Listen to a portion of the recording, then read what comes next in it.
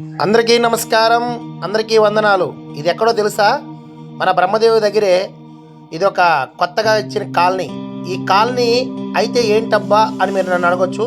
అయితే దీనికి ఒక గొప్ప విశేషం ఏంటంటే, మనకి కృష్ణాపట్నం పోర్ట్లో జెమినీ ఆయిల్ ఫ్యాక్టరీ ఉంది కదా, ఆ ఆయిల్ ఫ్యాక్టరీ వారు ఈ గ్రామాన్ని దత్తత తీసుకున్నారు.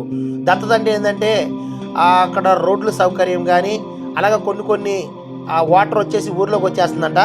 అవన్నీ కొంచెం మరమ్మతులు చేయడానికి ఈ గ్రామాన్ని దత్తత తీసుకున్నామని చెప్పేసి తెలియజేయడం జరిగింది. తర్వాత ఏంటంటే, నేను ఇది నమ్మలేదు, కానీ జెమినీ ఫ్యాక్టరీలోంచి కొన్ని వస్తువులు ఈ గ్రామానికి తీసుకురావడం జరిగింది. ఈ గ్రామం ఎంత చూడచక్కగా ఉంది చూడండి.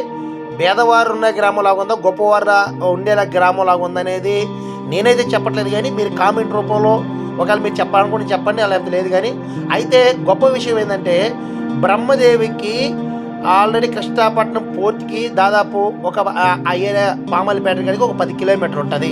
10 కిలోమీటర్ ఉన్న గ్రామాన్ని దత్తత తీసుకునే కంటే ఇంకా చుట్టుపక్కల గ్రామాల్లో గిరిజన్స్ కాలనీలు చాలా ఉన్నాయి.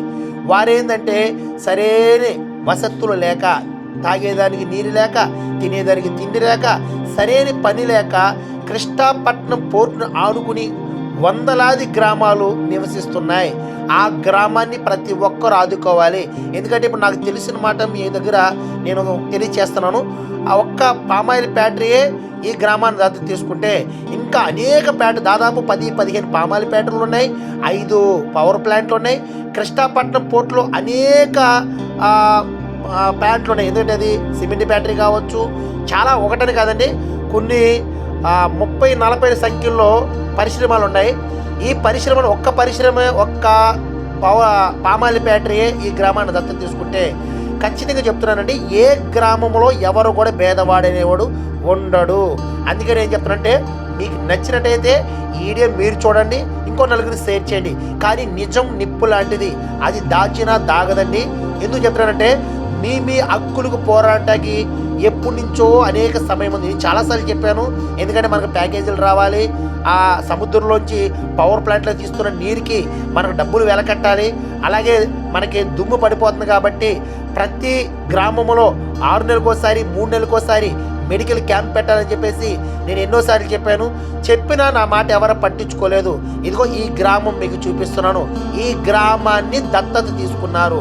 అలాగే మా గ్రామాలు కూడా దత్తత తీసుకున్నారు. ఆ గ్రామాల్లో వాటర్ ప్లాంట్లు ఉండవు. సరే, మా గ్రామం గురించి తర్వాత మాట్లాడతాను.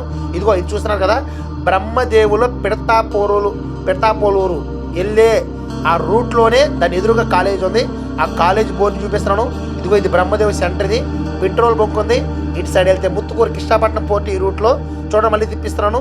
ఇవన్నీ ఇది కాలేజీలోకి వెళ్ళేటప్పుడు ఆ కాలేజ్ బోర్డు ఇది చూశారు కదా. ఇది ఎక్కడో కాదు, మన నెల్లూరు జిల్లా సర్వేపల్లి నియోజకవర్గం ముత్తుకూరు మండలంలోనే ఈ గ్రామం ఉంది. ఇదిగో చూడండి, పేరు కూడా చదవండి. ఈ పేరు చదివిన తర్వాత దాని పక్కనే ఉంటుంది ఈ గ్రామం. చూపిస్తున్నాను ప్రూఫ్లతో కూడా. ఈ గ్రామాన్ని మన కృష్ణాపట్నం పోర్టు సమీపంలో ఉన్న జెమినీ ఆయిల్ ఫ్యాక్టరీ వారు దీన్ని తీసుకుని దత్తత తీసుకొని పనులు చేస్తున్నారు. ఎందుకు చెప్తున్నారంటే, ఈ దూర గ్రామంలో దత్తత తీసుకుని చేస్తే అంత పొల్యూషన్ ఉండదు, అలాగే ఎటువంటి ఇబ్బంది ఉండదు చెప్పి దూర ప్రాంతాన్ని దత్తత తీసుకున్నారు. మరి చుట్టుపక్కల ఉన్న గ్రామంలో ఏ పాపం చేశారు వారికి ఎందుకు న్యాయం చేయట్లేదు? చూశారు కదా, ఇవన్నీ కూడా చూపిస్తున్న ప్రూఫ్లు.